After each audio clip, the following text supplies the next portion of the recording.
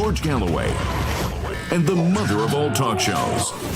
Welcome to the Open University of the Airwaves with George Galloway.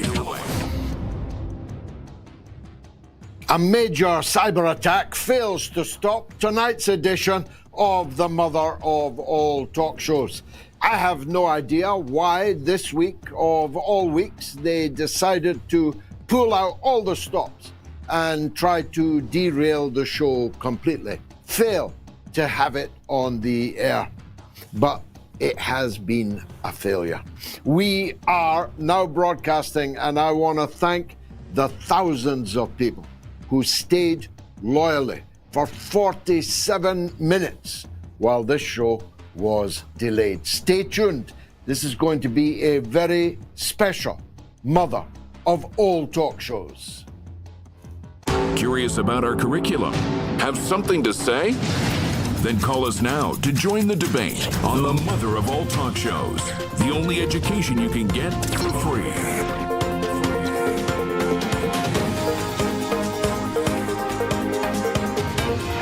George Galloway, the mother of all talk shows. With George Galloway, the world is our classroom, and you're welcome to sit in and join the seminar. And a very big thank you to my clever helpers who confounded the enemy and have put me on the air, for I have much to say. I suppose that tonight's extraordinary effort to stop MOATS for the first time in all these years, to literally wipe us from the internet, I suppose it's an indication that we are right over the target. Now, I don't know which of the issues that we're going to discuss tonight has prompted these extraordinary efforts at sabotage, but, well, let's just go through them, and maybe then we'll see. We have a Prime Minister, Keir Starmer, who may be in from terrorist acts committed against his property by foreign nationals. In the case that we know so far, a Ukrainian foreign national.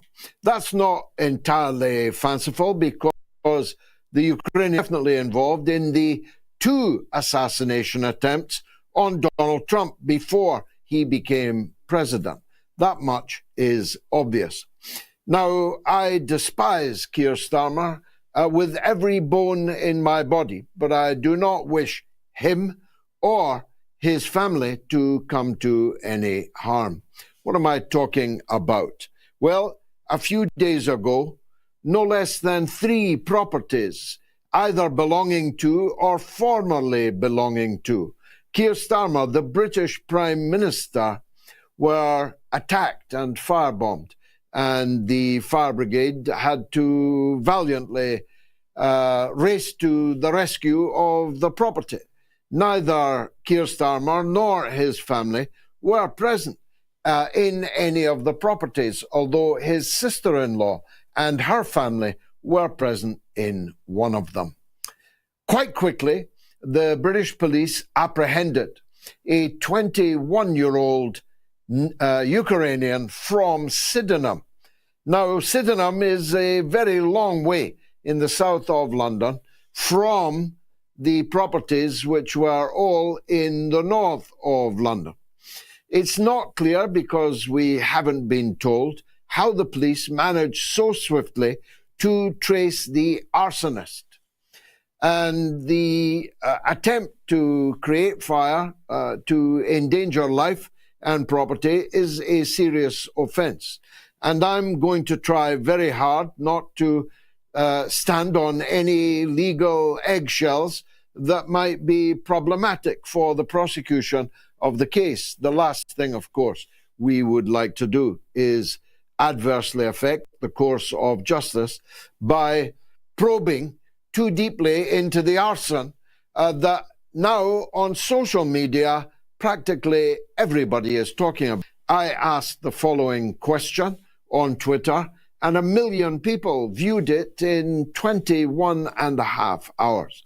My question was this: how did a 21-year-old Ukrainian male model, for that is what he turned out to be, know the location of former properties of the Prime Minister Keir Starmer and current properties owned but not occupied by Keir Starmer, and a motor car formerly owned by Keir Starmer. How could a 21-year-old with, by all accounts, little command of the English language, how could he have known where to find these properties and this motor car? And why would he want to set them on fire? Why would he want to commit the serious offense of arson to the endangerment of life, which, if convicted, will see him in prison for many years? These are legitimate questions, and they would normally, in normal circumstances, if Britain had journalists, if Britain had broadcasters, if Britain had the kind of journalists that even in the 1960s, during the Profumo scandal, never mind in the 1970s, in the era of World in Action, in the era of the Insight team in the Sunday Times, or even at the low end of the market, Neville Beck, of not so fond memory, of the not so fondly remembered News of the World. In normal times, when we had normal journalists, we would today know all about this 21-year-old Ukrainian male model. We'd have had pictures of him in his underpants. Actually, oh wait, we have more or less pictures of him in his underpants. Now, when I say male model, I'm not necessarily talking euphemistically. He may well have been a male model, but starting out in his career as a male model. He advertised himself as a male model at the extraordinary low rate of £20 per hour. Moreover, he was ready for the first photo shoot to give the first hour for free. So this was a young man of great entrepreneurial spirit. No doubt he was determined to break into the world of male models. Now, the cynical amongst you might be imagining that the man that is under arrest was ready to offer other services. And you would be right. He also advertised himself as a roofer. He was ready to fix your roof. I don't know, maybe fix your back door at the same time as fixing your roof. But I have no evidence that he was, as is being widely now reported, a rent boy. And even if he was a rent boy, that does not necessarily link him to the Prime Minister Keir Starmer at all. I've told you many times, but let me say it again, to clear up any misapprehension that there might be. I don't know or care anything about the sexuality of the victim of these crimes. And it's not relevant what the sexuality of the victim of these crimes is. I don't know if Keir Starmer prefers men or women, and I don't care. I don't care whether he's a top or a bottom. I don't care if he's active or passive. I don't know, and I don't care. But if our Prime Minister is at risk, either from terrorist attack or from a blackmailer, then I believe that we must be told. We must be told if our Prime Minister was the victim of arson attacks mounted by a foreign national on behalf of a foreign power or a foreign organization. That much is obvious. He was a Ukrainian. What kind of a Ukrainian? his father says, a patriotic Ukrainian who does not speak Russian. That makes him a Western Ukrainian. That makes him a supporter of government of President Zelensky. That Prime Minister Keir Starmer is the world's foremost advocate for. Would not on the face of it, only on the face of it, seem likely that this attack on Keir Starmer's property, his private property, had anything to do with disappointment in Keir Starmer's political attitude to the Ukraine. But we need to know that. We need to be sure that this person setting these fires in the Prime Minister's properties was not acting for another state, was not acting for another foreign power. And he could have been, for all that we now know. He could have been acting for the Russians. He could have been acting for the Israelis. He could have been acting for Ouagadougou. He could have been acting for organized crime. We don't know, and that is the point. This is a matter of heightened public interest. Just because all the reporters in Fleet Street have put down their pens and written nothing about this does not make it other than a matter of the highest public interest.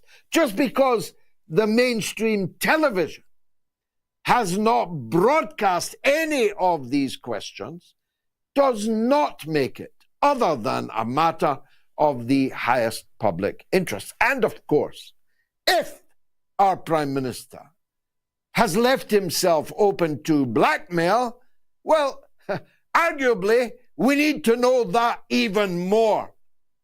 Because if any minister, Keir Starmer or any Prime Minister, has left himself open to blackmail, that means our country and its interests are open to blackmail.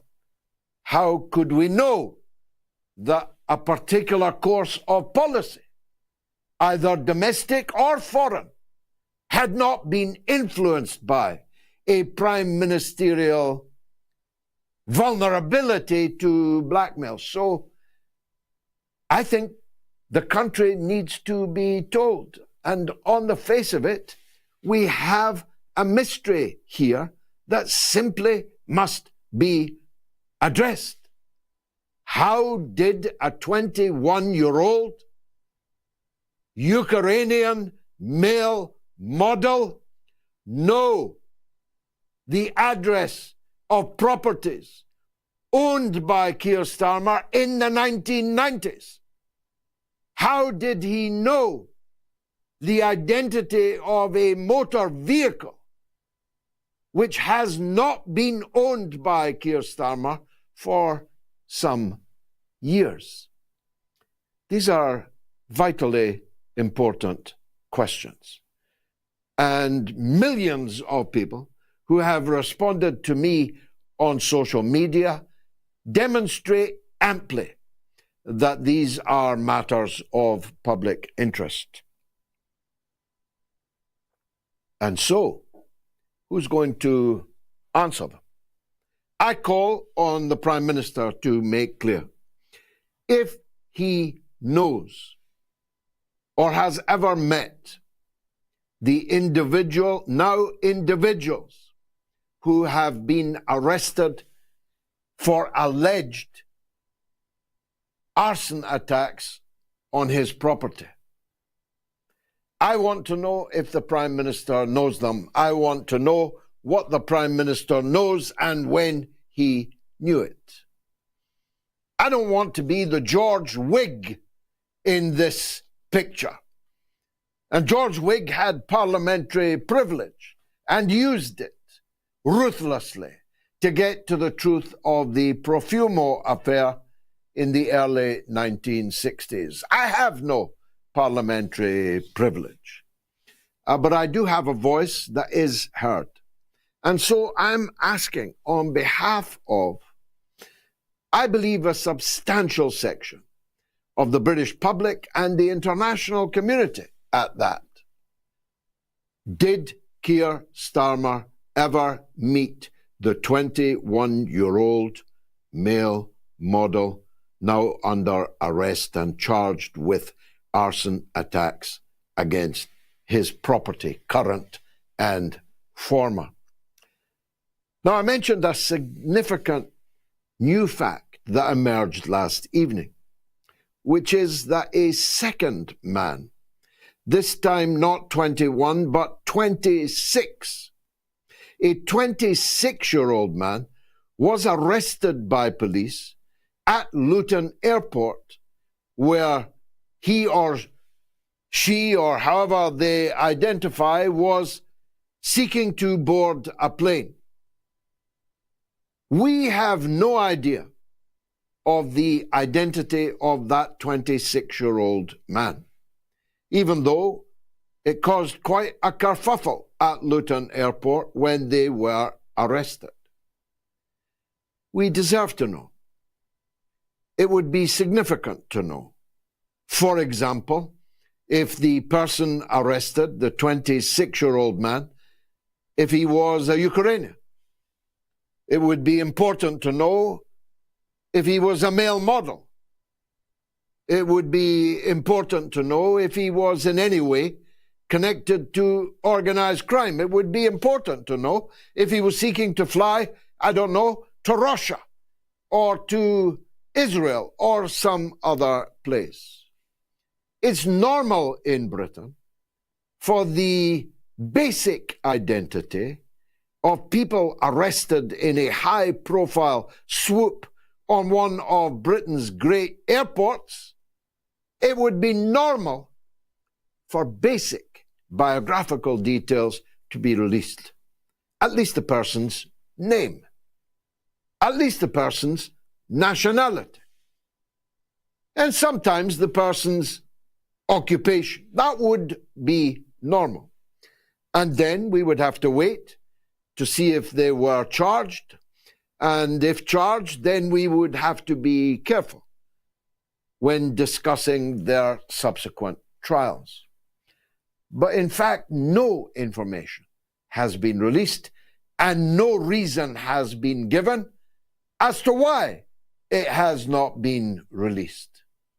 And again, I say, this time to the Metropolitan Police and to the Home Secretary, that she has an obligation, given all of the foregoing, given all of the circumstances surrounding this matter, she has an obligation to set our minds to the extent that they can be set at ease by releasing this basic biographic information.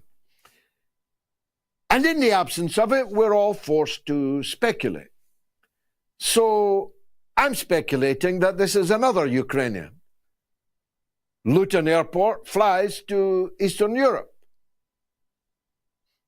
I'm speculating it's another male model, or another roofer, or another whatever a door fixer is. That's what I'm speculating. I can only speculate because I've been given no information. But if my speculation were to be correct, then this would be a very grave matter indeed. All we'd need is a walk-on part by a Great Dane dog, and I don't know, Keithvaz to pop up in the corner of the screen. It would be a situation last seen in the case of the Right Honourable Jeremy Thorpe, the leader of the Liberal Party, back in the 1970s.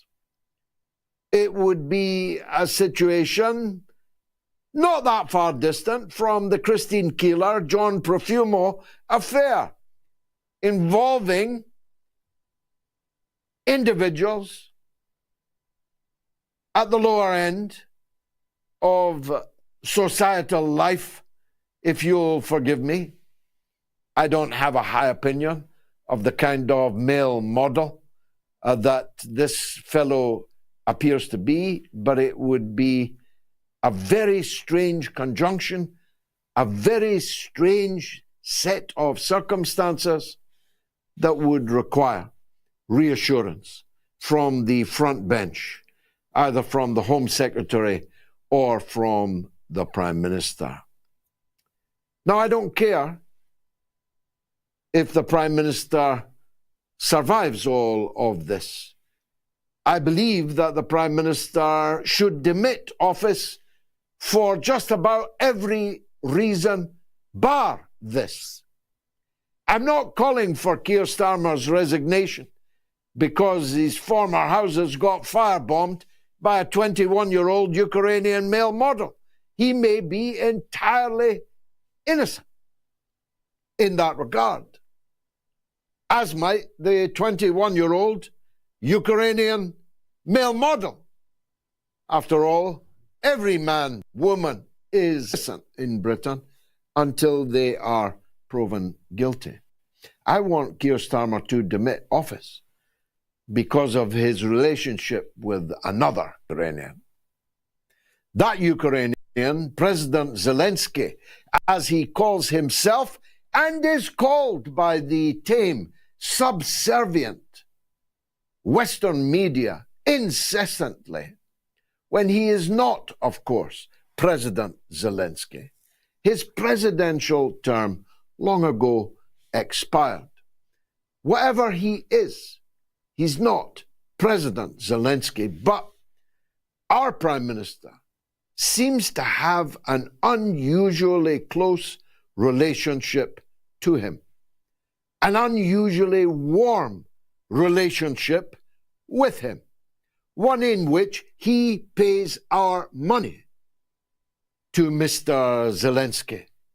He's forever ponying up more and more millions, billions, 13 billions so far and counting. And Starmer has not even been in office for a year. I don't know what first attracted Keir Starmer to Volodymyr Zelensky.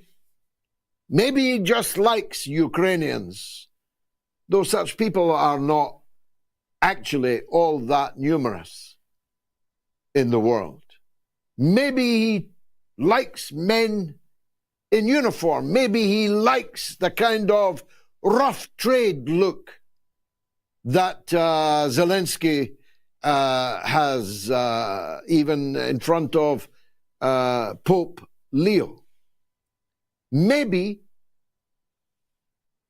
it's a reflection of the ancient hatred of Russia that has drawn Prime Minister Starmer to Mr. Zelensky. After all, that ancient hatred is at least 200 years old. Has little logic or rationality to it, but nonetheless informs so much of Western media commentary on the Ukraine. Anyway, the Ukraine war might be over at 10 a.m. tomorrow. Why 10 a.m.? Well, 10 a.m. Eastern time, so 3 o'clock in the afternoon, I think that is our time in London, because Donald Trump is going to be on the phone with Vladimir Putin, who is the president of the Russian Federation. It could be the mother of all phone calls. It might bring about a comprehensive ceasefire, but only if the root causes of this disastrous war that has killed well over 1 million people and maimed hundreds of thousands of people who survived, but many of whom wish they hadn't. Limbless individuals to be limping along on crutches or in wheelchairs for the rest of their life. People who've lost their minds at the sheer horror of this disastrous war. If Donald Trump and President Putin's phone call tomorrow manages to bring this to a halt and deal fundamentally with the questions which gave rise to it, nobody, I promise you, nobody will be happier than me and this show, the mother of all talk shows. After all, we are the people who opposed the war in Ukraine since it began in 2014, 11 long years ago. The fact that Piers Morgan et al. Don't seem to know that this war has been going on for 11 years is not my fault. I've tried so many times to educate him and all the others whose ignorance may be bliss for them, but is hell for their viewers and their readers' ability to understand how we got here. As it happens, and as you probably know, I'm something of an expert on the previous invasions of Russia across the Ukrainian plain, across the Ukrainian steppe. I'm something of an expert on the Second World War 80 years ago, which left 27 million citizens of Russia and of the USSR dead in the cold earth, and tens of millions more whose lives never recovered from the carnage, from the slaughter, and from the destruction of hundreds of thousands of towns, cities, villages, hamlets, and individual farms. Hundreds of thousands. I'm something of an expert on why it is that Russian people regard it as absolutely essential that their defenses from attack across the Ukrainian steppe are as deep and are as formidable as they can possibly be. It's an existential matter for them. And Putin has been telling Western statesmen since 2007 in Munich in detail how Ukraine was a red line for Russia, how the encroachment by NATO of thousands of kilometers to the east, when they promised that they would encroach not 1 inch to the east, was an existential matter for Russia, one on which Russia should not be tested, a red line that should not be crossed. Well, they crossed it. And now Russia will have to satisfy itself that this war, when it ends, will not have to be fought again by the sons of those who are fighting it now. From their point of view, no deal is better than a bad deal. From their point of view, they'd be better fighting all the way to Kiev, all the way to Lvov, than to make any kind of deal that would leave them vulnerable again to the events of the last 11 years. So, the Russian terms, as will be explained tomorrow, I have no doubt, by President Putin, are these: the protection and respect and full equal rights for Russian-speaking citizens in Ukraine, for the absolute neutrality on the Austrian model of whatever remains of the Ukrainian state, No Ukraine in NATO, no NATO in Ukraine. A different but substantially important difference. No Nazis glorifying the mass murderers of millions of Ukrainian Jews, of Poles, of partisans, of Ukrainian citizens loyal to the motherland. An end to the deification of the Nazi collaborators with the blood of millions of innocent people on their hands. And the demilitarization of this neutral Ukrainian state so that it can never again be used as a spear in the back of the once fraternal Russian people. And of course, the international recognition of the absorption into New Russia, Novorus, the territories already liberated, who have already voted in referenda that they wish to be part of the Russian Federation. If Donald Trump's not calling up with all of that in mind, then he's probably wasting his time. Because Russia will not agree merely to a ceasefire, not for 30 days, not for 3 days. If all that means is that the current regime in Kiev is rearmed, refinanced, refreshed, ready to begin the war from a stronger base than it currently stands upon. The Russians are not fools. They've been here before. They've been invaded by Napoleon before. They've been invaded by Sweden before. They've been invaded by Finland before. They've been invaded by Poland before. They've been invaded by Germany not once, but twice.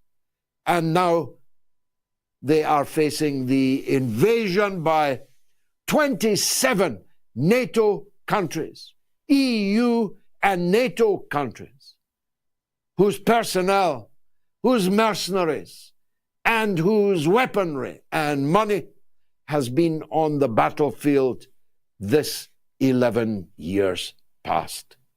The Russians are not fools. They accepted Minsk I. They accepted Minsk II, only to be deceived. They will not accept Minsk III. They agreed to Istanbul I, signed it, initialed it, before Boris Johnson destroyed it. They will not agree to an Istanbul II. No, President Trump will have to go much farther than that. But if he does, and if we can see an end to this slaughter, then nobody will be happier than me. I have no idea how long I've been speaking. I have no idea at what time we even finally managed to get on the air. I fear that we've lost Colonel McGregor, our first guest, but I'm pretty sure we have still got the one and only Garland Nixon to comment on these and all other matters coming up after a short break. Stay tuned.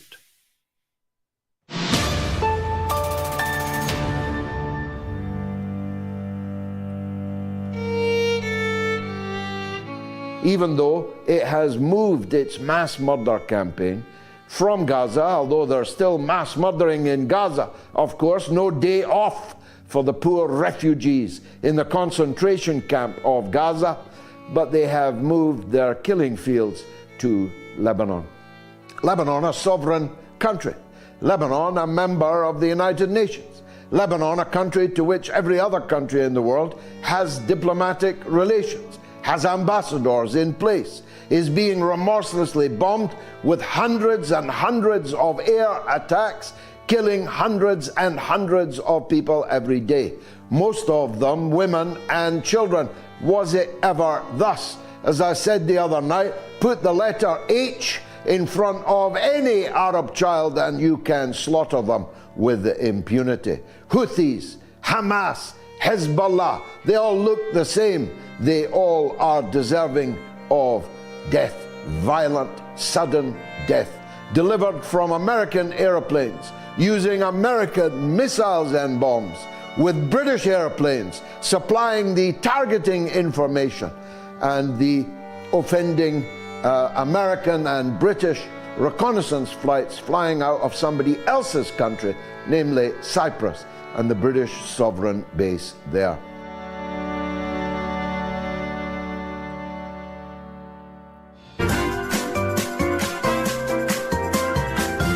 You are listening to the mother of all talk shows with George Galloway.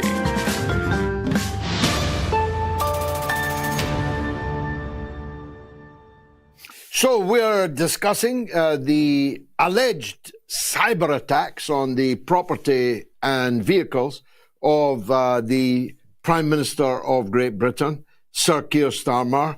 Sir Keir has made no comment.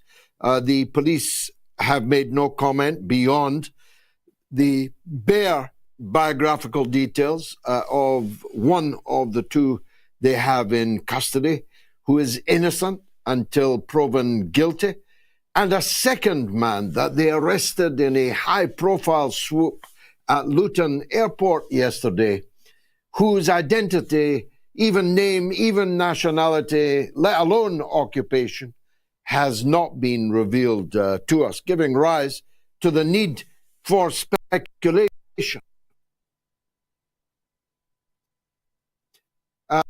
This man, legal protection, if only I knew who he was. But the first who has been charged is entitled to the presumption of innocence. So, if you're going to call the show tonight, beware. You must not breach that sacred principle of the presumption of innocence. Everything so far is alleged, not established legal fact. If you do want to call the show, it's toll-free in the United States and Canada, +1 844 944 3344. It's free of charge in Britain and Ireland, 0808 196 5522, and the worldwide number is 0044 203 966 2625. I don't know how long the director will let the show run. I'm happy to go the full 2 hours. But if you get fed up, then you let me know. It's an unusual show following the severe cyber attack on MOATS, which almost stopped the show from going out entirely. But we're very, very lucky that we've got Garland Nixon, who is our now one and only guest. We'll get back to Colonel McGregor on another occasion. But who, if I'm lucky, is on the line now? Garland, dependable as always, loyal as always. Thank you for waiting this inordinate time. So much is happening this evening.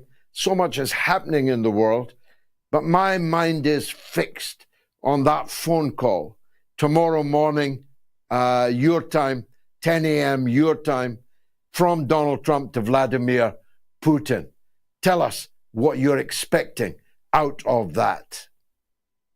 Well, the fact of the matter is, I do not expect a resolution of this conflict anytime soon. The reality is Donald Trump represents the U.S. empire, and the goal of the U.S. empire was the destruction of Russia. Now, Donald Trump has taken over that empire. He may have personal goals that may or may not be identical to the original imperial goals, but he is surrounded by people, and he is surrounded by institutions that still seek to pursue those goals.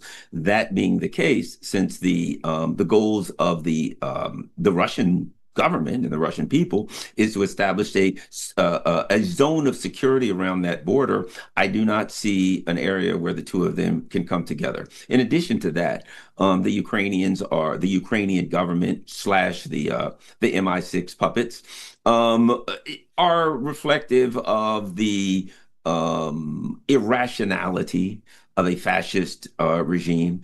And I think that the irrational fascist regime is perfectly happy to fight to the death. Many of them are happy to give their lives or the lives of all of their citizens. So I believe, Donald Trump genuinely seeks to pursue an end to this conflict as soon as possible. But I do not believe that he has the means to overcome the institutions that he represents.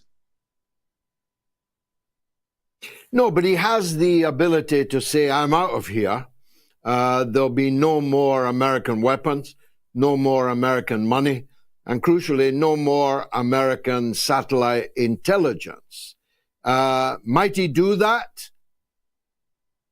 Now what you've said, that he has the means to do that, he has the power to do that and the ability to do that, I think we may find that out. Let's not forget that when Donald Trump was in office, in his first term, he literally gave the Pentagon, he gave his underlings the order to remove the troops from Syria, and they refused to do it. They lied to him about the number of troops that were in Syria. So that's, I think rather than say that the president of the United States has the authority and the power to direct foreign policy of the U.S. Empire, I think that remains to be seen. I think that at this point, the best that could be hoped for all parties would be specifically for Donald Trump to get out. He might have stayed in a little too long. I think he understands that if he leaves, he gives the neocons the opportunity when the Kiev regime begins to falter and eventually falls to say, well, they would have been fine if Donald Trump simply hadn't have cut off their supply of weapons. So Donald Trump, by sticking around as long as he has put himself in a difficult position. I find it very difficult to believe that Donald Trump will be able to stop this thing. I think the other problem that Donald Trump has, and his problems are not with the Russians. Donald Trump could come up with a deal with the Russians in 5 minutes, word up to him. I think the other problem that he has is that there are people around him, and certainly in Europe, that want these bone-crushing sanctions. Well, one of the things that they would crush would be Donald Trump's approval ratings, because if they were to be effective in any way, they would raise the price of oil, they would increase inflation, and of course, Donald Trump would pay the price for that. So he's in a very difficult position, some of it created by the fact that he didn't move early by doing what he may eventually be put in a position that he has to do in the long run, which is walk away from this thing. So right now, I think we are in a unique position because we're going to learn just how much authority the president of the United States has. Will he be able to do this? I think Donald Trump has said a couple times, we're going to leave, and then pressure would come and he would be forced to backtrack on it. So I think we're going to see how much authority Donald Trump actually has. This is a fascinating constitutional road you're taking us down here, Garland. Certainly, Donald Trump he has all the authority in the world beyond the constitutional authority of the President of the United States. But you appear to be saying that perhaps he has rather less than he is entitled to, and therefore way less than he thinks he has. So comment to that, please. But also this, when you say he hung around too long, and surely he did, he had the ability to say, this was Biden's war.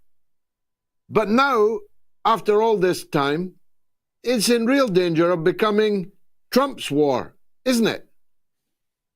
Yes, I think number one, what I was referring to is when Donald Trump first came in, there was a fervor amongst the MAGA supporters, and not just the MAGA supporters. At that time, Donald Trump had a strong coalition of voters who were not traditional Trump voters, minority voters, and even some centrists who had just had enough anti-war left. A lot of people who weren't traditional would not traditionally vote for Republicans, but they were sick and tired of the Democrats. So he had a mandate to kind of do what he wanted, and they were very anti-war, at minimum anti-Ukraine conflict. And Steve Bannon at that time was saying Donald Trump should just walk away, and the longer he stays, the more he gets tied to the war. So the more he claims that he can end it, the more he tweets about who's right and wrong, the more he becomes entangled in the rhetoric that's related to this mess. And he begins to drive the rhetoric. And it's going to be difficult for Donald Trump to be driving the rhetoric as to who's right and who's wrong, to drive the rhetoric as to the direction that the negotiations are going, and then suddenly say, I have nothing to do with it, I'm out. So I think that that Donald Trump has maybe stuck on a bit too long, and it's going to be his war.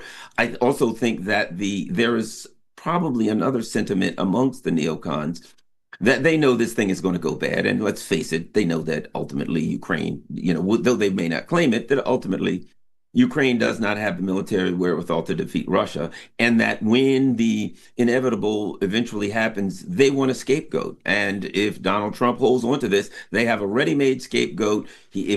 Everything was going fine when Joe Biden was there and Donald Trump came in, he messed it up, and then, God forbid, he pulled the rug out from other Ukrainians and stopped giving them intelligence, and that's finally what it was. Otherwise, they could have hung on forever. So he's put himself in a bad situation. But I do think that if Donald Trump pulls the trigger and does something that I'll put it like this, his best move would be act in a way that the mainstream institutions don't want him to act, because that would give him support from his base, number one. And number two, it would put them in a position of having to say, well, we're going to fight Donald Trump and stop him from doing that, or impeach him, or God knows whatever else. It would put the Republicans that have been saying, we love Trump, when really they don't like him at all, when really they're, just institution people and they're system people. It will put them in a position of having to side with him or not. So Donald Trump's in a tough spot. But if he makes a firm decision and pulls the trigger, he can kind of take the situation he finds himself in, and he can reverse that to his adversaries. And to be quite frank, it's going to be hard to attack Donald Trump for any anti-war position, because that will be a very popular position. I'll put it like this. They can attack him on radio and on television, et cetera, but in the streets, in the court of public opinion, an anti-war position will always win in the court of public opinion in the United States. Now, we've touched tangentially on the last guy. Jake Tapper publishes a book tomorrow, which reveals all, as if you and I haven't talked about this 100 times over the last few years, about the mental state of Joe Biden in the last part, at least, of his presidency. It's very odd, because the very same Jake Tapper and all of his colleagues were telling us that we were engaged in Russian disinformation when we said that Joe Biden had gone soft in the head and was no longer a fit and proper person to be conducting international affairs of such great moment. But now Tapper is releasing what presumably will be a bestseller, in which he reveals that which you and I used to talk about years ago here on the mother of all talk shows. What do we make of that, and what's likely to be in the book? Well, a couple of things on that. One of the things is that in the last week or so, and it wouldn't surprise me if it wasn't, related to pushing Jake Tapper's book, an audio tape has been released of Joe Biden being interviewed by a special counsel, in which it was not a pretty sight. He stumbled and bumbled. He couldn't remember things, and it was fairly obvious at that point that things were looking bad for Joe Biden, and he didn't know what was going on. What Jake Tapper and the Democrats and all of these people are doing is something that's commonly, I don't know what term they use in British court, but in the American legal community, there's a term commonly known as a creeping admission. A creeping admission being that a suspect will only admit to as much as you can prove. He'll say, "No, I wasn't at the scene of the crime." And if someone says, "Well, we've got videotape," okay, I was there, but I didn't know the suspect. Okay, well, we've got a text between you and the suspect. Okay, I knew him, but I didn't. A creeping admission meaning I'm only going to release as much as you know. So as long as there was no evidence, that you could hold them to that Joe Biden was completely done. They didn't know anything about it. He was great. He was the best Joe Biden we'd ever known. And we were told on MSNBC, they literally said, "F you if you don't agree or if you don't believe it." And so now it's bad enough that they actually have to admit it. But now Jake Tapper's going to go out and try to make money from it. But if the sales of his book are anything like the numbers of the pundits such as Jake Tapper on CNN, I suspect that they'll have to do like these people usually do, and they buy 25,000 of their own books so they can call it a New York Times bestseller. That's my suspicion. If it becomes a New York Times bestseller, somewhere in someone's basement will be 25,000 copies of that book that they bought so they could get the numbers up for the New York Times.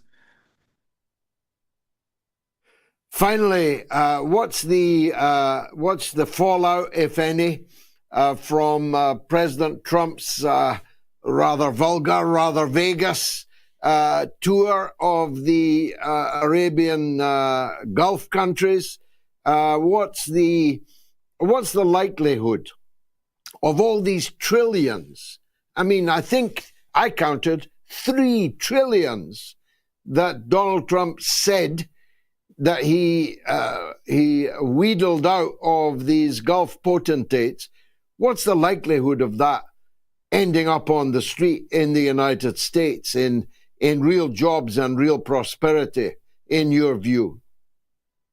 Well, the people in America are so cynical that nobody, even if it was $50 trillion, Americans understand that even if this money comes to the so-called United States, that it goes into the hands of a few oligarchs and that the average person on the streets not going to see a penny of it. It'll end up in the Cayman Islands or some, bank account in a country where we can never find out where it went.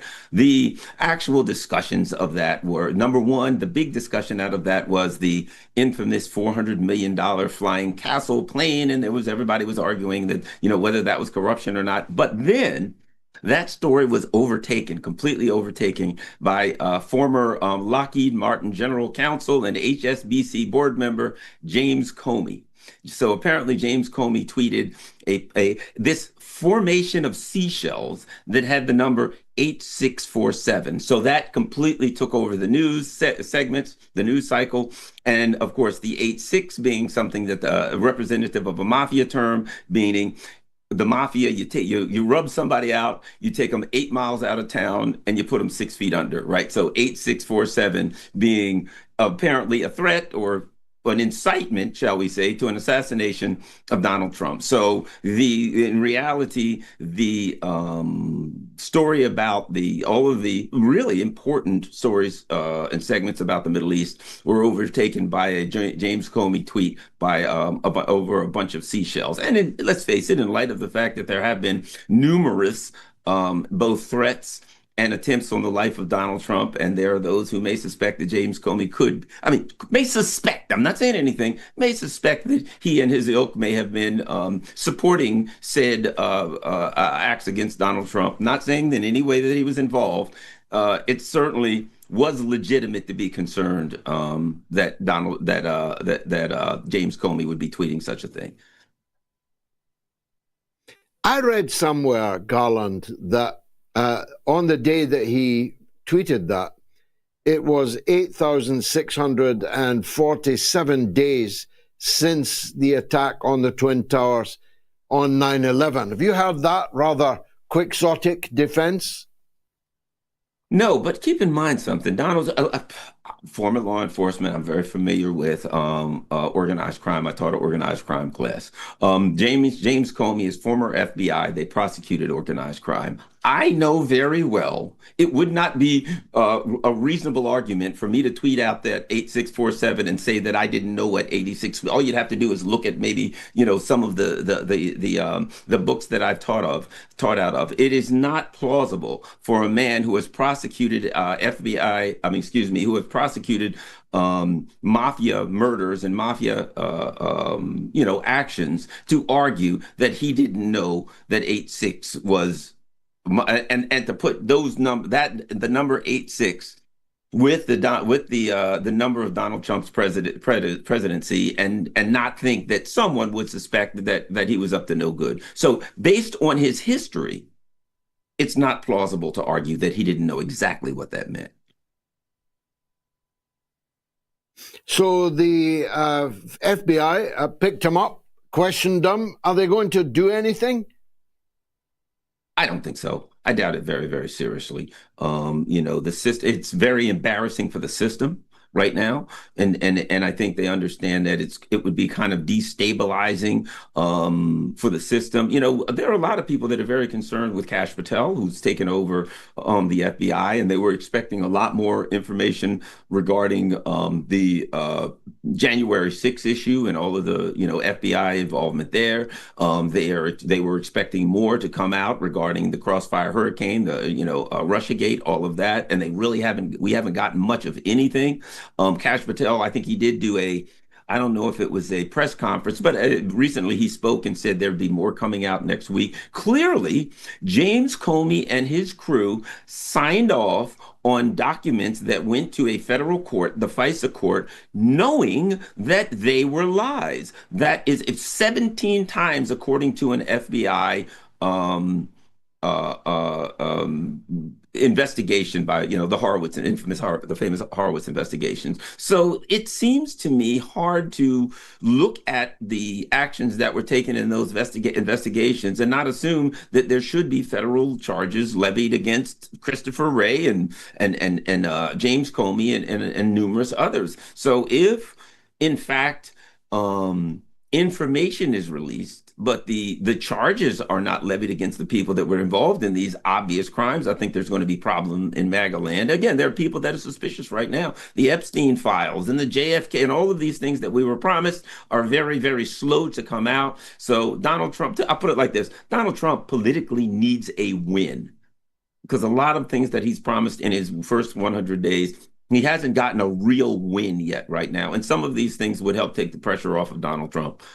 So we shall see. And Kash Patel, who right now is starting to feel a little bit of heat from the MAGA people who are saying they expected more out of him. And is this just a cover up? And is he just going to stand up for the system that was there before him? So, we shall see. But we haven't gotten much yet.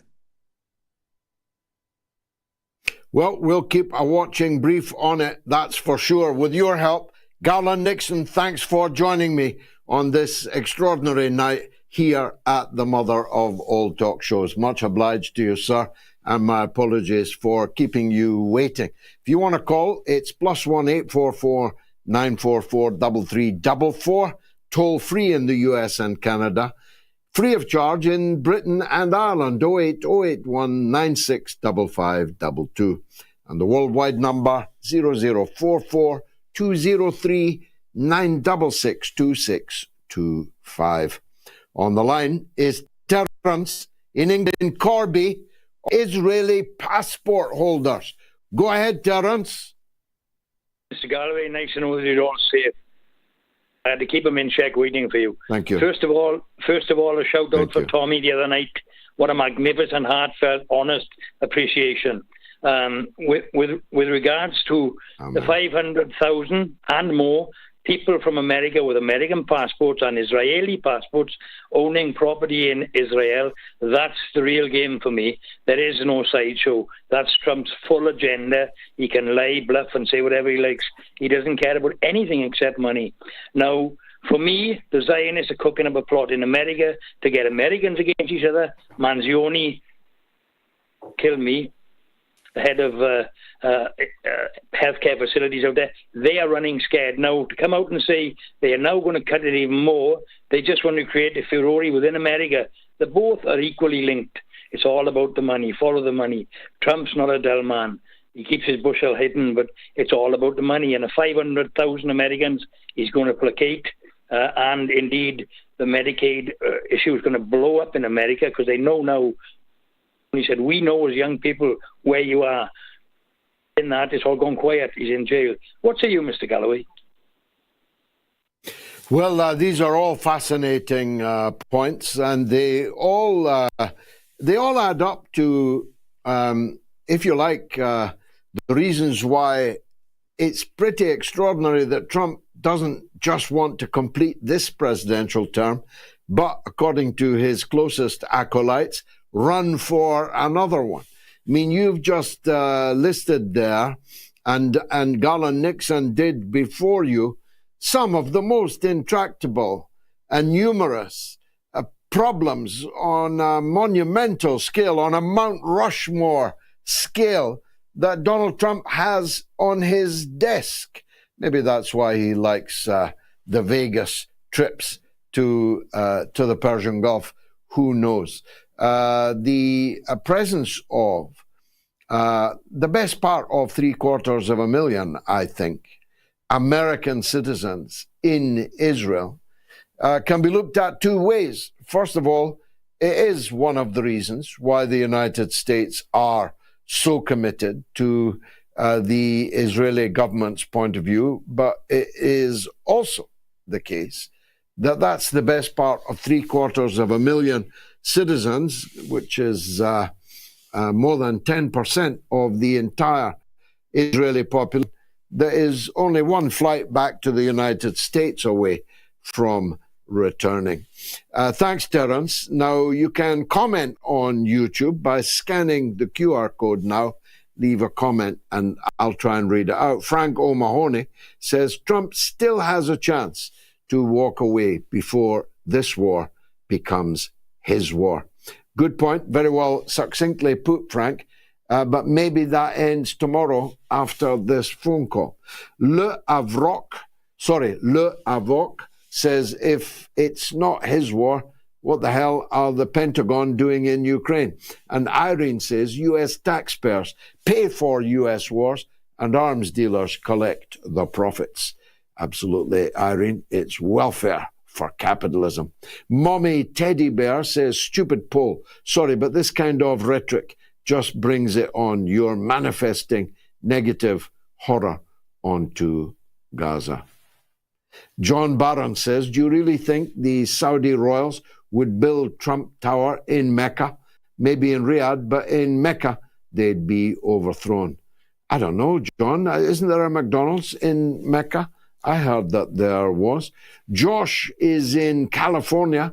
Let's hear from him. Go ahead, Josh. Hi, George. Good to talk to you again. And you, Josh, go ahead.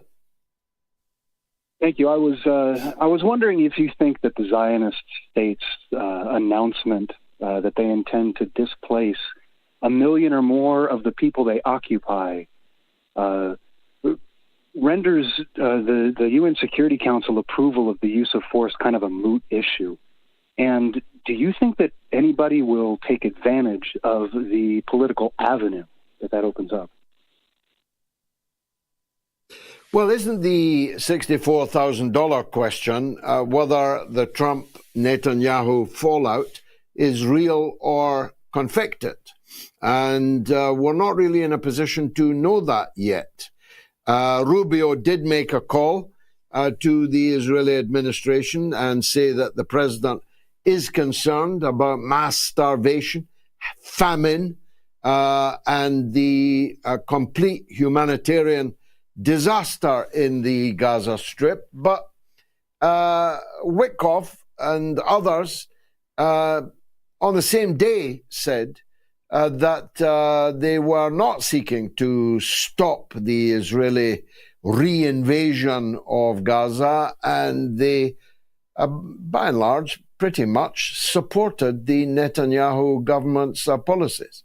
So given that one of the Netanyahu government's policy is leading to famine, it's hard to square these two things. Now, Trump did snub Netanyahu on his recent Middle East tour, but maybe that was to help persuade the potentates in the Gulf to part with $3 trillion, which he made off with and went home with. And maybe we'll never hear anything further about it again. Thanks, Josh. Look, a big thanks to this week's top donors who visited the show, MOATS.tv website. They were Kerry Pay, Stephen Hay, Ricardo Salavesa, Giuliani Gustafsson, and Douglas McFarland. A big, big thanks to each and every one of you, and indeed to everyone who gave anything on the MOATS.tv donor platform. You can do it tonight just by going to MOATS.tv after the show. Let's hear from a caller in London, Karine in London on Palestine. Go ahead, Karine. Oh, hello, George. It's a pleasure to speak to you. I've been a massive fan of yours for many years. I just really want to ask you... Thank you. You're very welcome. I just want to ask you about here in the UK and the political situation. I really am struggling personally with the double standards that we're currently seeing. But it feels to me that there is a change and a momentum change, and it seems like people waking up to the plight of the Palestinian people. But I just really want to ask you: will there ever come a time where we will have a real leader and a party that actually stands by the people, and those who stood by this genocide? How can we ensure they are never forgotten, as in those who stood by it? And well, look, we have to keep this in the proper perspective, Karine. First of all, there was another very large demonstration in London yesterday in support of the Palestinian people, and an uncountable number of such demonstrations have now taken place on a UK level, on a Scottish, Welsh, Irish level, on a city level in places like Manchester, Glasgow, Edinburgh, and so on, for all of this time, all of this last now getting on for 2 years. So that is one part of the British public. Another part of the British public is the Israeli entry into the Eurovision Song Contest actually winning in Britain last night. 12 votes went from Britain to the Israeli entry. Now, I don't care about the Eurovision Song Contest. I didn't watch it. I have no idea of any artistic merit that the Israeli entry might have. But if the British people had been paying attention to the likes of you and me over this last 2 years, or in my case, 50 years, that would not have happened. Now, there will have been a lot of cheating. There will have been a lot of people paying with different credit cards to vote more often, to vote multiple times. That will have happened, but it will not have happened to the extent that some of us would like to hope. It is the case that Israel is supported actively by millions of people in Britain. It is opposed actively by millions of people in Britain. But most people in Britain don't know what we're talking about, have not given a moment's thought to what you and I think about every hour of every day and look at on our screens last thing at night, first thing in the morning, and whenever we can bear to. So you have to keep this in perspective. Israel was the number one pick of the British Eurovision audience. Only one council that I'm aware of, that being the town of Rochdale, has hoisted the Palestinian flag in this period. People still lose their jobs.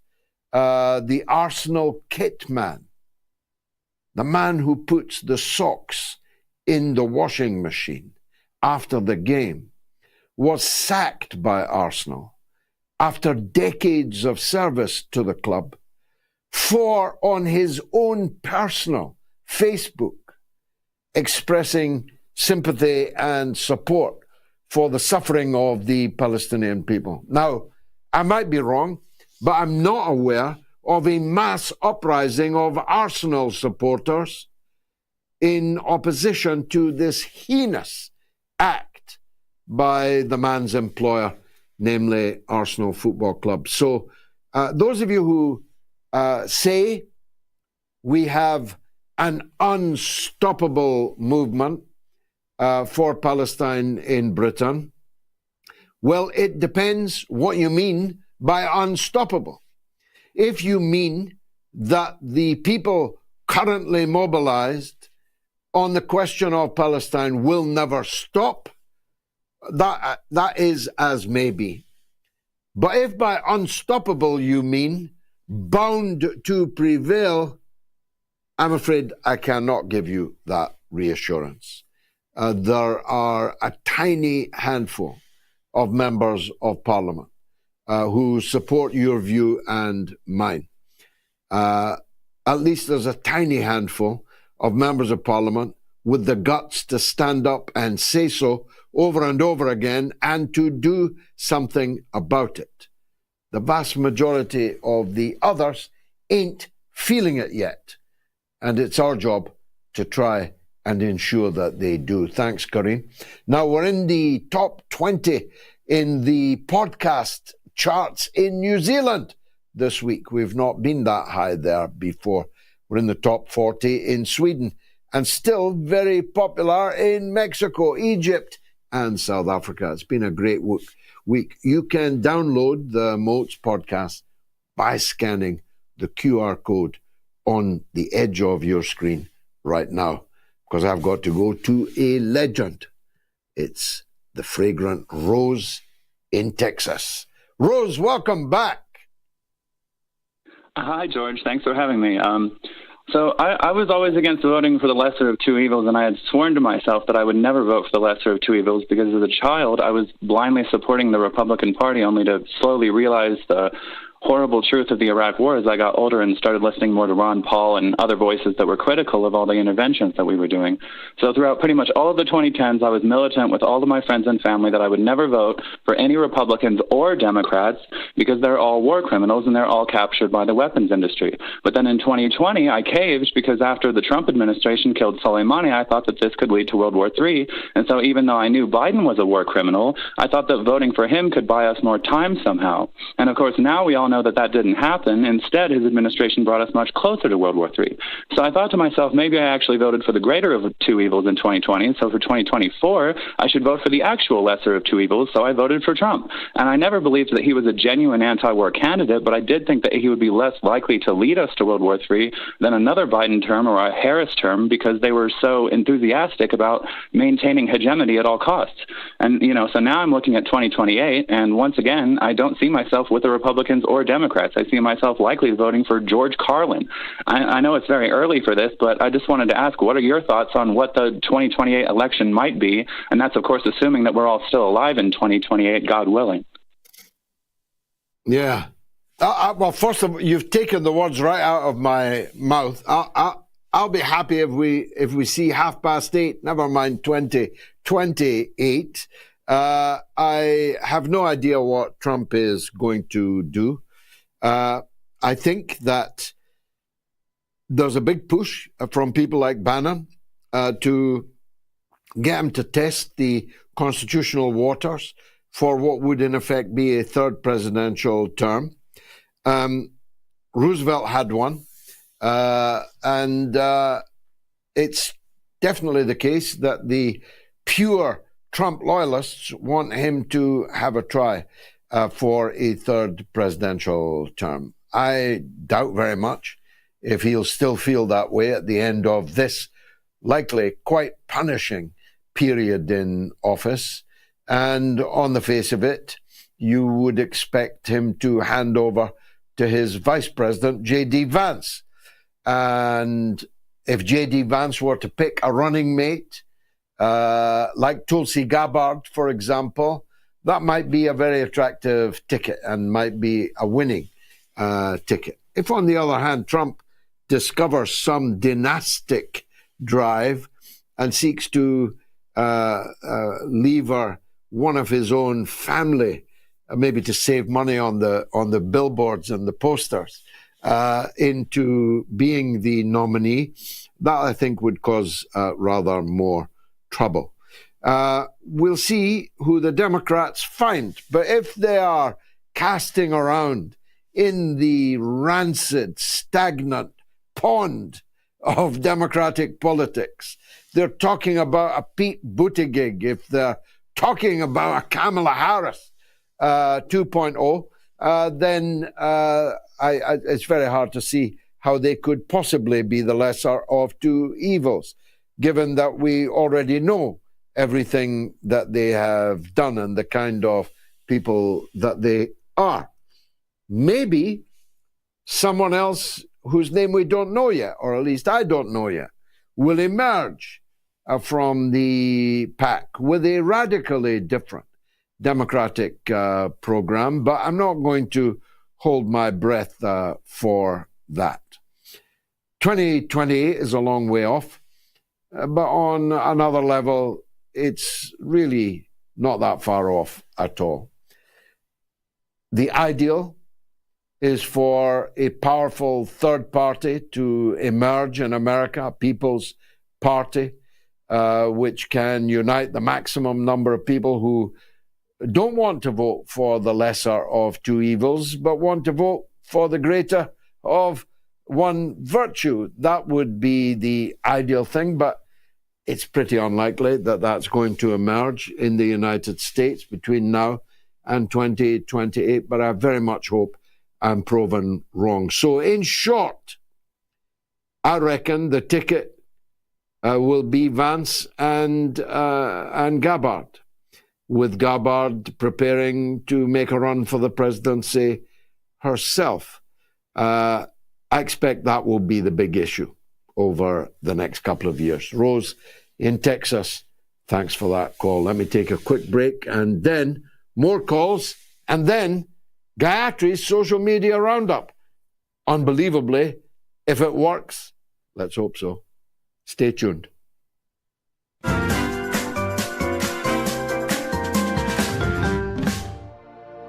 The 1897 edition of War of the Worlds by H.G. Wells. Read by George Galloway.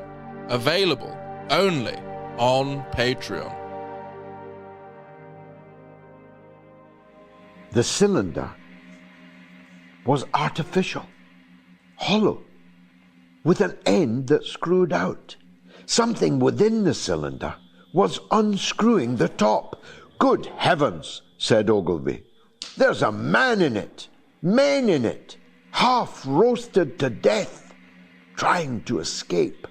At once, with a quick mental leap, he linked the thing with the flash on Mars.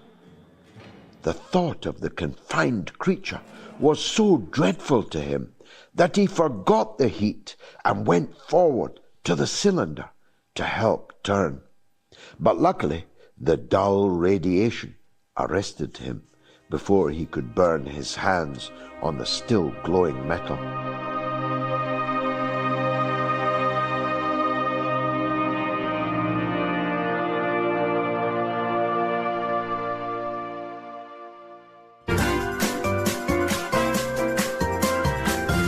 You are listening to the mother of all talk shows with George Galloway.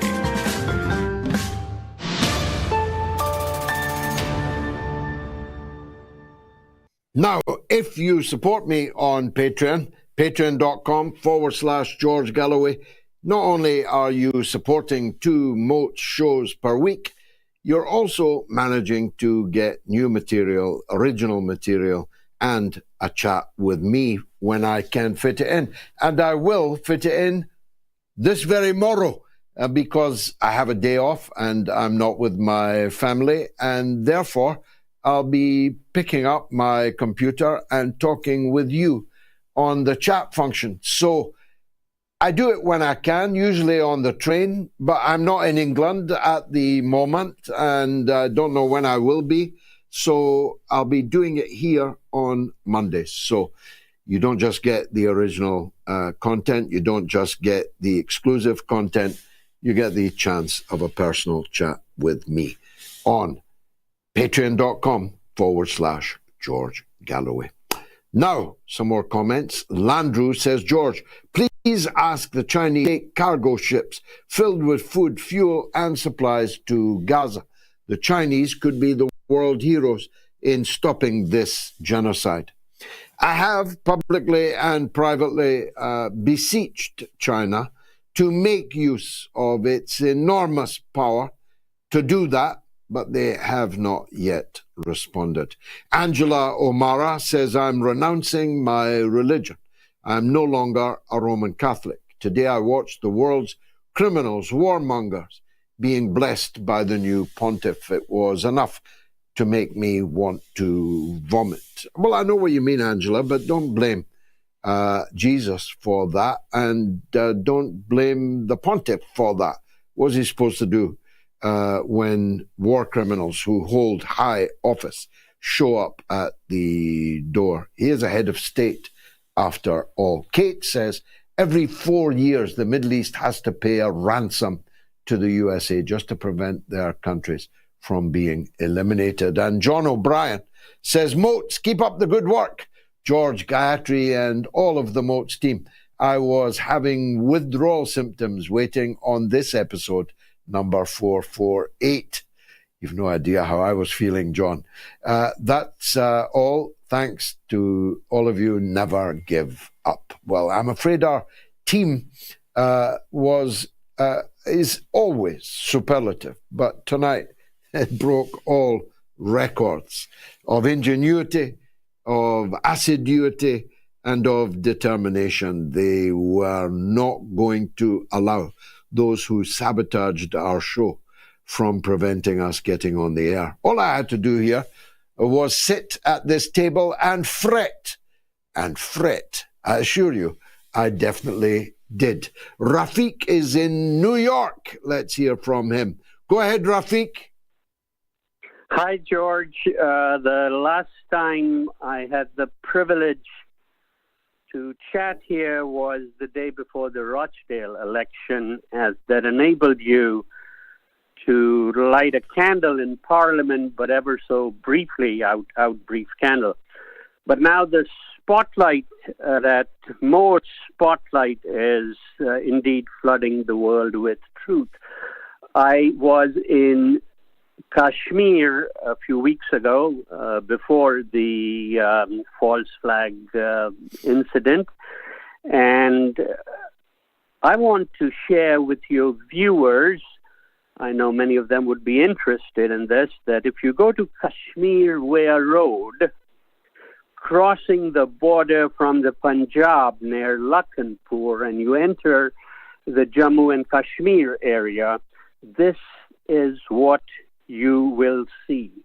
A 40-foot high statue, 40 feet high statue, 20 feet pedestal of the warlord Gulab Singh, who was elevated to the Maharaja in 1846 by the East India Company, which sold Kashmir to him for 75 lakhs, which is the equivalent of $86,000 in today's dollars. It's the territory of Kashmir at that time was nearly the size of England, and for the Hindutva zealots, the Vale of Kashmir is the imagined holy land of the Hindus, the promised land. Doesn't that sound familiar?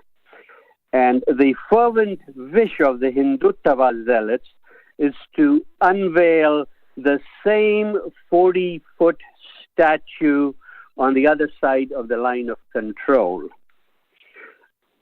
George, just last week, the breaking news is that the Hindutva High Command, the RSS, the Neanderthals, as I call them in Nagpur, who control the BJP, last week constituted a slick group of seasoned Indian diplomats to flood Western mainstream media to try to expose Pakistan's supposed ongoing support for terrorism around the world, including Europe and the Middle East.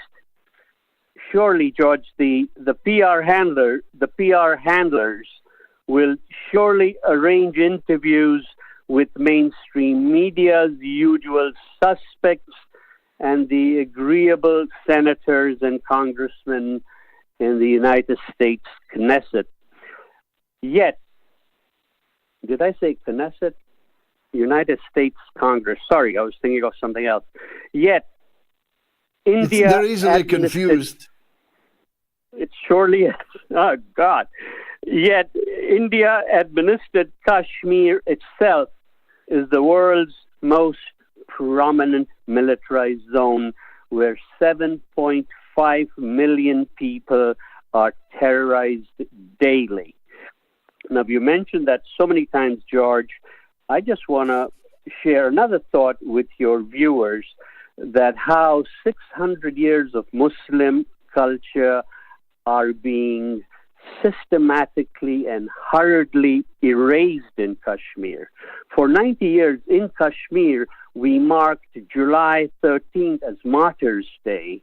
Martyrs' Day in 1934 when the troops of the Maharaja at that time gunned down 21, I believe it was, men who were protesting against serfdom. Now, which was abolished in partition. Now, instead of Martyrs' Day, the Hindutva regime, their functionaries, have declared the birthday of the last reigning monarch, Maharaja Hari Singh, I believe it was, his birthday as the official holiday. You can imagine how we feel about this, George. It's 100 years of... Well, look, it's a long and dismal story that you recount, and you only were just getting into your stride. I have some important breaking news, and that's why I'm cutting you short. I'm not in second place to you on the issue of Kashmir, the nature of the ethno-religious supremacist nature of the Hindutva base of Prime Minister Modi's ruling party in India. I'm not at all in any doubt as to the justice of the cause of the people of Jammu and Kashmir to self-determination. And I'm not much in favor of 40-foot statues. Least of all statues that are intended to demonstrate said ethno-religious supremacy. So I feel you, Rafiq, and I know there are many Kashmiris in the United States. I've met with them, I've visited them. They have put me on tour in various places in the United States. So I send my fraternal greetings to all of you, all of my Kashmiri friends in the United States. But I, as I say, have some important breaking news. In the last few minutes, it's being reported that the former US President Joe Biden has been diagnosed with an aggressive form of prostate cancer. A statement has just been issued by his office tonight. The president and his family are said to be reviewing treatment options with his physicians. So bad news for the Bidens, and my sympathies must go to anyone who receives such very, very bad news as that. Let me go to an old friend of mine a man who himself is fighting back every day from adversity. He's Hawes in London on Eurovision. Are you going to educate me on what actually happened on Eurovision, Hawes? Because I've been away, I haven't seen it. Well, I will if you don't mind, George. What I wanted to say to you was 12 out of the 14 countries gave Israel 12 points. So that is not normally possible. Just to give you a couple of things, and this is like, so the Israelis are very good at getting automation, phone calls and voting. They can get all of this organized and done and have it in place, ready to go. That's one thing you need to look at. It's not normal for that many to go to one person. The other thing I wanted to say to you was there was people in Norway tried to vote for Croatia on the second round, and they got text messages saying, congratulations, instead of voting for Croatia, you voted for Israel. So they're getting text messages, the Norwegians, saying, your vote went to Israel. So that's another one. They have used audio manipulation to stop the crowds inside the actual auditorium from being heard booing, which has a massive impact on people giving scores and points. The amount of, and obviously they didn't win the Eurovision Song Contest; they came second. But normally what happens is you've got a jury that decides, and the worldwide vote which is done. The disparity, the difference between the vote of the professional jury singing people, and the worldwide one, and the global and European one, completely off the charts in comparison to each other, which just goes to show the whole thing was a rigged operation and nothing but that. And what I'll say to you is, please watch the news over the next week as all of this comes out. Spain, for instance, have turned around and said that they want to actually have a formal investigation into how it was done. Spain Public Broadcast, RTV, requested an audit of its televote because it doesn't believe that the Spanish public would have given 12 points to them. It's just not possible because of the sentiment of the Spanish people against what Israel is doing at the moment. So I just phoned up to tell you that, and I love you, and I miss you, and that's it. I'll leave it as that. Well, thank you, Hawes, but please don't go, because I want to ask you some technical questions as an ingenue that hasn't watched the Eurovision Song Contest since Terry Wogan's early days. I find an excrescence on the television landscape, and I have no idea why so many people pay attention to it. But can I elicit from you, did you have to pay to vote? And could you vote more than once with the same payment? Yeah, I don't know that, but the number of phone calls that were done, it's not like the Eurovision. I don't know if it was or not. I'll do a quick search and check for you if you want to go to the next point, but I don't think it is. So I will check. But I don't know, George. It's the best answer. No, I'm just trying to get... I mean, if you're saying to me that the supporters of Israel, are very high-tech and very well-organized and very determined people, well, none of that comes as any surprise to me. The only surprise is that all of the people that have been out demonstrating every weekend all over the Western world for Palestine can't get themselves as well organized and as high-tech. Is it down to that, or are we talking about cheating? No, it's absolutely cheating. Let me put it this way for you. Having Israel win the Eurovision Song Contest is as important as any other thing where they can turn around and say and show that Israel is loved by the European public. They did have to pay, but the amount of money that you spend to get as many votes as you can in from the public is nothing in comparison to the propaganda value that you get from winning or becoming second or looking like you've got 12 votes from all these countries. And you've rigged the electronics to make sure that people that don't want to vote for you and want to vote for Croatia end up voting for you and get told they got voted for you. They voted for Israel.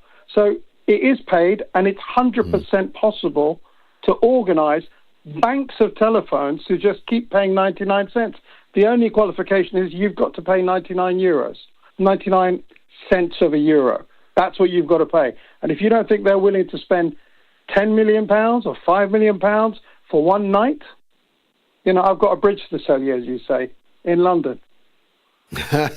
No, I'm sure you're right. And thanks for educating the audience on the intricacies, the labyrinthine, Byzantine, labyrinthine complexities of voting in the Eurovision Song Contest. Thanks, Hoss, for that. A big shout out to tonight's top donors who've been onto the MOATS.tv website since we came on air. Greta Panzini, Kenneth Morris, Craig Chambers, Malgorzata James, and Lysander Hardy Pierce. A big thank you to all of you for your generous donations. Please do, after the show tonight, go to the MOATS.tv website and donate at least $1, €1, £1. After all the trouble I've taken to be on the air tonight, trust me, you owe me that. Samuel is in Ghana, but on Ukraine. Go ahead, Samuel. Hi, George. Can you hear me? Ed. Yes.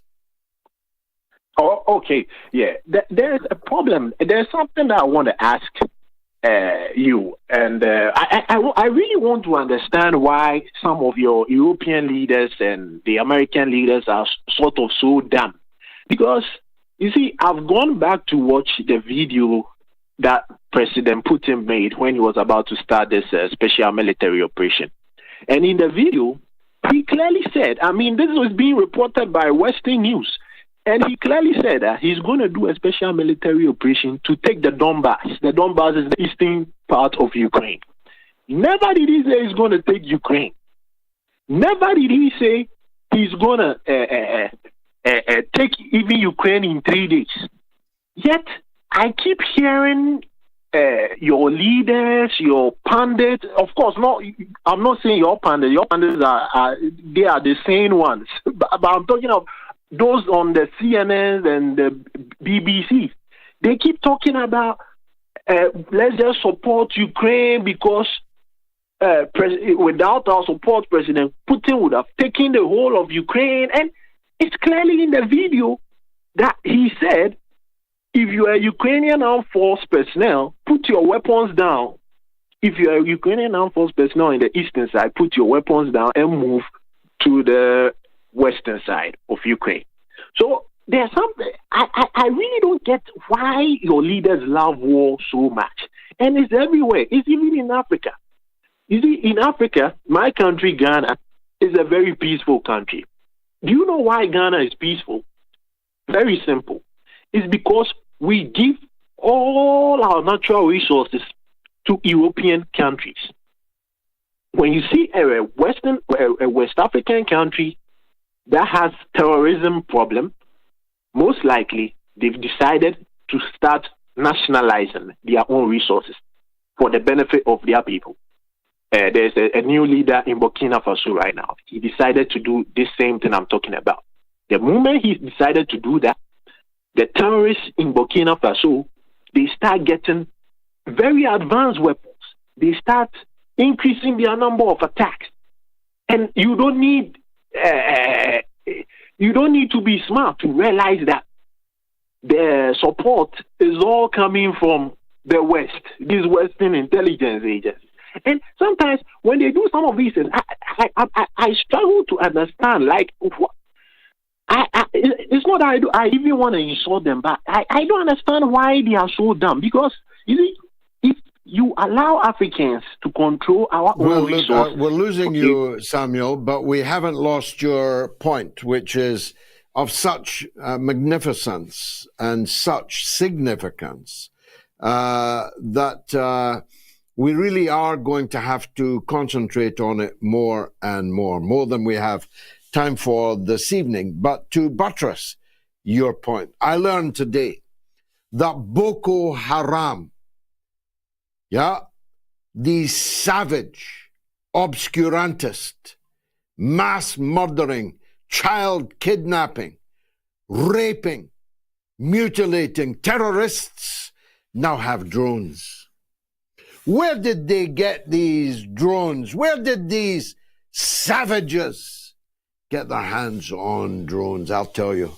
From the same people that gave ISIS those famous Toyota pickup trucks with which they drove across the Syrian-Iraqi desert, headed for Mosul, to found their caliphate there and to slaughter at will with their leader al-Baghdadi and his deputy al-Julani, now the apparent accepted president of Syria.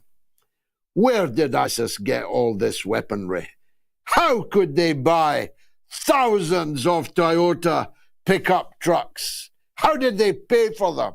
They got bank accounts? How did they pay for the transportation of them? They have a fleet of cargo ships. How did Boko Haram get drones? For the same reason and from the same people that ISIS were armed and strengthened, because the West wanted it so. And you mentioned Burkina Faso, Samuel. To my astonishment, I learned that 40%, almost half of the territory of Burkina Faso is currently held by Al-Qaeda and ISIS.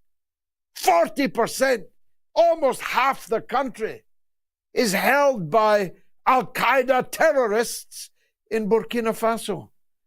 And most of them, of course, are the infamous foreign fighters.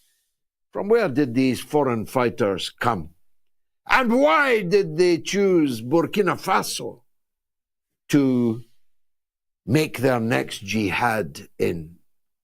It is, or ought to be, clear to a blind man that the West is in command of these ISIS and Al-Qaeda forces. That's why they've got drones in Nigeria and Boko Haram.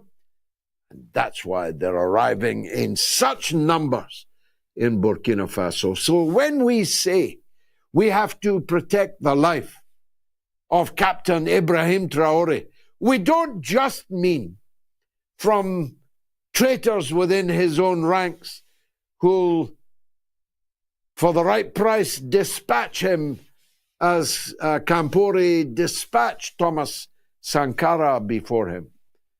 We also mean protect the revolution in Burkina Faso, protect Captain Traore from the head-chopping, heart-eating, throat-slitting savages of ISIS and Al-Qaeda, otherwise known as the armed forces of necessity in certain circumstances for empire interests. Now look, breaking, the first exit poll for the second round of the Romanian presidential election has the Romanian nationalist George Simeon at 52.5 and the globalist WEF EU stooge mayor of Bucharest, Nicosor Dan, at 47.5. I've just been telling my wife on the phone, I don't trust or believe any of these figures. From what I have seen and from what I know, George Simeon won a landslide victory, as Georgescu would have done, won an even bigger landslide victory if he hadn't cheated him out of his place as the front runner in the previous round of presidential elections. What I will say is if George Simeon is cheated out of the presidency this time, look out for the Romanian Revolution 2.0. Let me take what will probably be the last call of the night. Yes, my goodness, it's 22:31. 2131, where you are. It's Jody in Oregon, and she's the last caller. Jody, sorry to have kept you waiting. What would you like to say? George, first of all, I want to see you as Prime Minister of the UK. You are first, the only decent human that has represented the Parliament in the UK. Thank you, my dear. It's very kind of you. It's not going to happen, but thank you very much. It will happen. It needs to happen because the people in the UK, maybe they're starting to wake up. I'm in the U.S., and I'm going to tell you that there are a lot of people in the U.S., especially people like me. I follow a doctrine that you may not follow. It's the doctrine of just war in Catholicism. What Israel is doing is not a just war. Any Catholic that stands up on the side of Israel is not a true Catholic. The just war doctrine is something, it's kind of the ultimate thing that makes you human and decent. Amen. St. Thomas laid it out. St. Augustine had previously done so. The doctrine of the just war is the prevailing doctrine of the Roman Catholic Church, but it's evident that Roman Catholic leaders have not been following it. They've been arming and funding and supporting completely unjust wars. Last word to you, Jody. Also, one of the reasons why the FBI was doing illegal investigations of traditionalist Catholics, which are people like me who have been Catholic for centuries. And to be quite honest with you, the United States is an occupied territory. We are under the control of Israel. Our politicians get so much money from Israel via AIPAC and other Israeli organizations. So many of our politicians have dual citizenship where they are both U.S. and Israeli citizens, and they put Israel first. And for me to come out on your show, okay, I have been showing on my Twitter decades of what Israel has been doing to the Palestinians, research that I have done for 20 years. And to be quite honest with you, in the United States, I am putting my life at risk. And I'm not telling you a lie or being over dramatic, but the things that Trump is doing, where people are being rounded up when they support Palestine and not Israel, they're moving in to rounding up citizens. And he just got a judicial stop on the Alien Act, which was the act that during World War II, the U.S. had concentration camps for Jews, for Germans, and Italians. I'm Italian. And Japanese. No, look, I don't make light of your fears at all. I just remind you that you and I believe in the other life, in the life to come. You and I believe that this earthly realm is short and deliberately temporary, that we will ascend to be with the Father if we are judged on the judgment day, to have lived our lives as He would have wanted us to, indeed, in a way that He told the prophets who told us to. So don't worry too much about this life. I don't. Other people worry for us, and that's understandable, but I myself have no fear of death. As a matter of fact, I never have had any fear of death. I believe in the Lord, and I believe in the righteousness of the things that you and I believe in, one of which is the just war.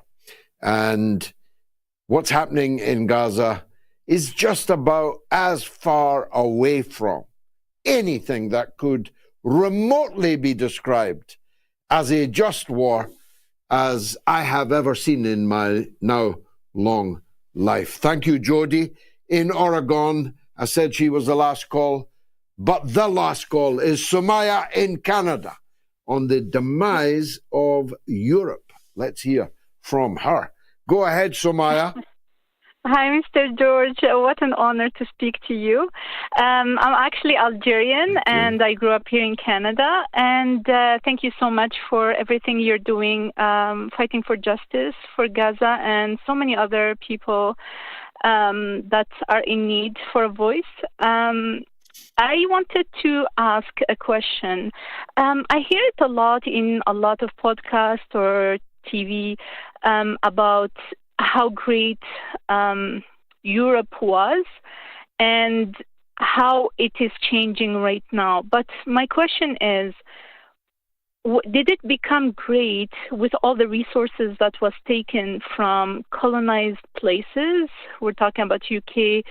If we think about India, Asia, Middle East, Africa, we're talking about France, what they did in Algeria, my country, what they did all over the world, and all the resources that were taken.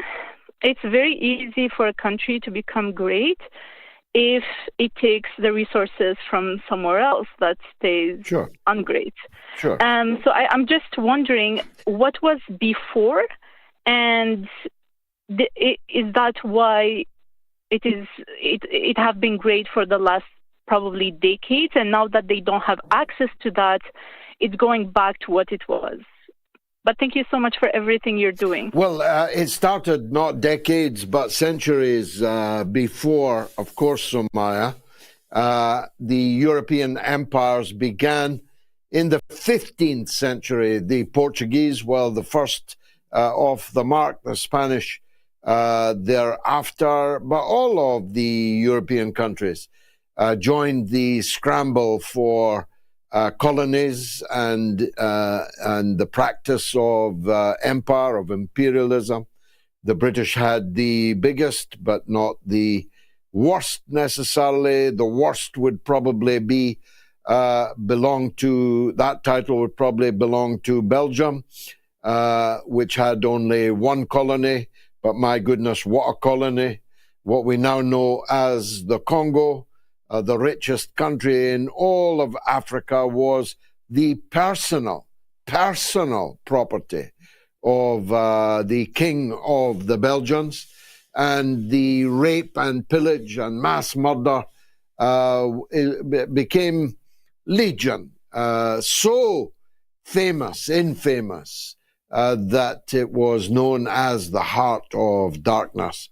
And so infamous was the colony owned by the king of the Belgians that the Belgian state was forced to step in.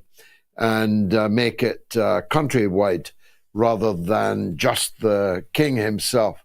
And under the pretext of cleaning it all up, they continued to rape and murder and rob and plunder. And when the Congo eventually became free and elected its great young leader, Patrice Lumumba, they overthrew him, they murdered him, they dismembered him, they dissolved his body in acid until only one tooth remained extant. And the tooth they sent back to Brussels to be kept in the vaults of the Belgian state itself. And that was in the 1960s when the Beatles were #1 in the hit parade. So it's a long and miserable story. French, Italian, Spanish, Portuguese, British, even the Germans tried their hand at it. They didn't get enough, and that's one of the reasons for the First World War. Stealing on a grand scale for 500 years makes you rich. The Portuguese, but especially the Spanish, stole all the gold and jewels that could be stolen from South America, from people who did not regard it as being of the same value as the Spanish colonizers did. The British and all of the others practiced slavery. They stole not only the wealth, but also the people of the global south of Africa, and they became very, very rich. And when you become very rich, you become very powerful. You can pay people to bear arms, which are increasingly powerful arms, to subjugate the native people still further and steal even more of their wealth. And that's the history of Europe's relationship to what we now call the global south, particularly Africa, but not only Africa. My own wife's country of Indonesia was looted for 400 years by the mighty Netherlands. How ironic is that? But things are changing. The tables have turned. The first ones now will later be last. The slow ones now will later be fast. The times, they are a-changing. They're not changing fast enough. They're not changing fast enough for me to see the complete turning of the tables. But judging by your young and wonderful voice, I suspect you will see it. Thanks very much for that last call, Sumaya. Final few comments. Antonio Christoforou says, this poll is like voting for William or Harry for king. It just sucks. And Jack Plugman, great name, says 500,000 in London today for Palestine crickets, but Botox, Zio, Barbie. I don't know what the last bit means.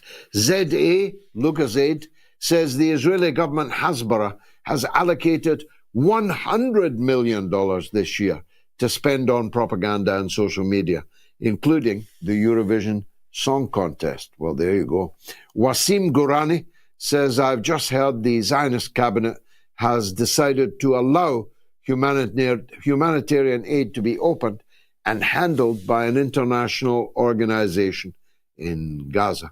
Looks like Hamas working with Donald Trump has sure been successful.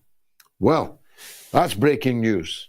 I'll wait until I see it with my own eyes, Wasim. I'll be back, of course, on Wednesday, but I've still got my good wife, Gayatri, on the line, who is remote tonight with the social media news roundup. What's rattling, Gayatri? Wow, you're looking great. Right. Wish I was there. Thank you so much. This comment that mentioned the 500K in London for the protest, I wanted to start off with that one because this weekend European capitals did come out in large numbers to protest once more the horrendous attacks in Gaza, and of course also to commemorate the Nakba, the disaster from 1948. So London gathered over 500,000, which was it's incredible, the numbers that London pulls.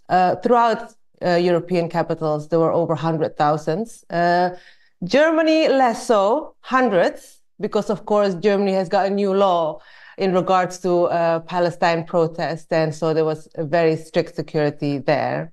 But the images were nonetheless very impressive to see. And so we have been hearing a change of, what do we say? If even Piers Morgan starts saying, well, okay, maybe we don't have to condemn Hamas, but what about, I think Israel is really getting out of hand now. This is no longer to do with the 7 October attack. There's a change of weather, I guess. And so we're very curious to see where this leads to. Yeah, we hope so. Too little, too late. Hundreds of thousands of people have been murdered and maimed. What was the proportionate response, I would ask Piers Morgan if he was in front of me right now? What exact number of dead children was the right balance, and tipped that balance to make you change your tune, although he didn't change it for long. Before the day was out, he was being as rebarbative as ever towards supporters of the Palestinian people. I don't know what's going to happen, Gayatri. These demonstrations, boycotts, divestment, sanctions where it's legally possible, and boycotts where it's legally possible. They're all that we can do. We can't get involved in armed struggles. So every peaceful mechanism that we can think of, we must do, both because it's right and because it's our obligation if we want to meet the Lord and pass muster. Any other big issues? Well, can I just, another thing to commemorate this week is the New York Post from 2005 that proclaimed Brit fries senator in oil. One of the best headlines ever. Yeah, that was me. This is in regards to your US Senate that was hearing? me. 20 years. It's almost impossible to believe. Our editor was the fellow sitting next to me on my left hand. And I was just thinking that 20 years on, we're still together. So that's me at the Senate, C-SPAN. What about right the person behind me, you? Well, you see the rather oddly behaving woman rolling her eyes there? She later moved from the United States to become my constituent in Glasgow. Don't ask me why. But immediately behind me, grinning, is Mark Regev, who became the notorious ambassador of Israel in London, whose job was to destroy the political leadership of Jeremy Corbyn, which I'm afraid he succeeded in doing. That's me and Ron Mackay, the man on my left, and my friend since 1977, so 48 years. Let's hope we make it to 50. Thanks for remembering that, Gayatri. It's a very auspicious it's very anniversary, auspicious. 20 years. Yes. I'm and truly amazed.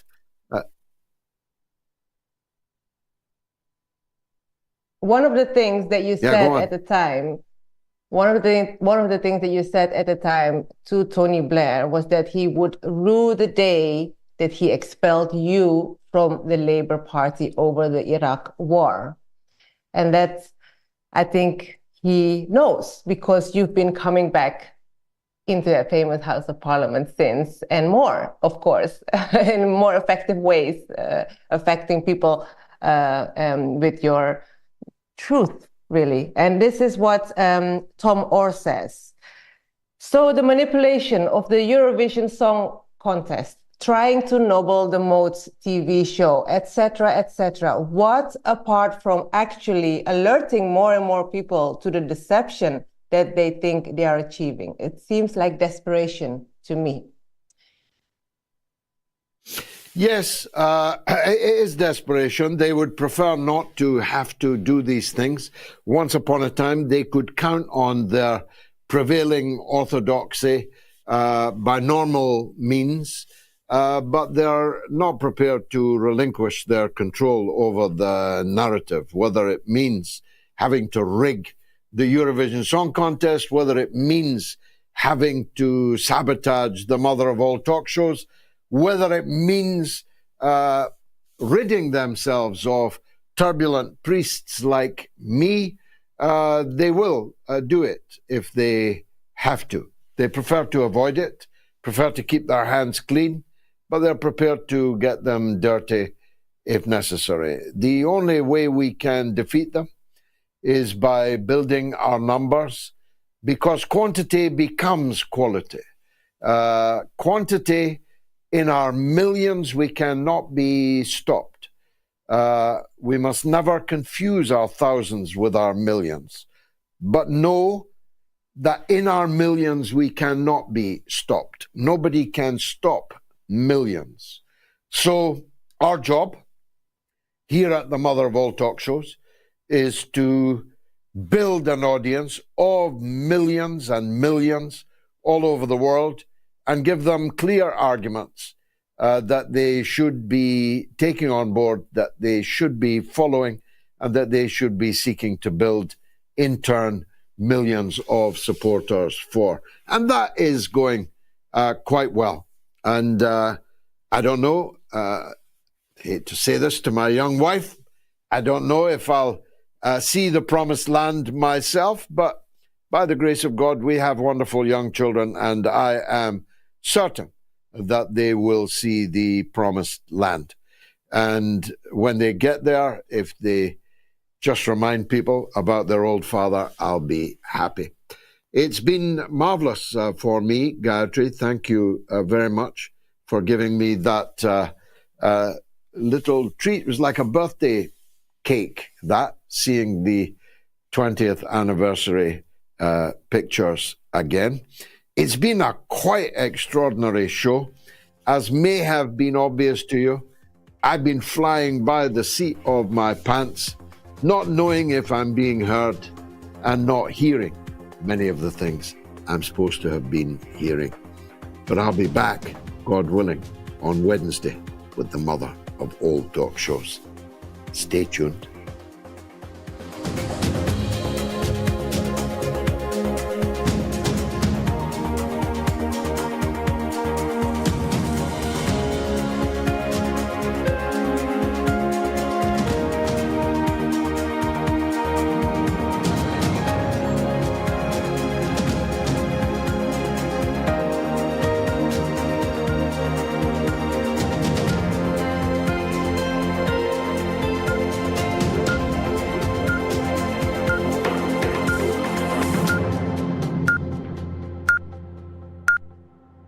It's the mother of all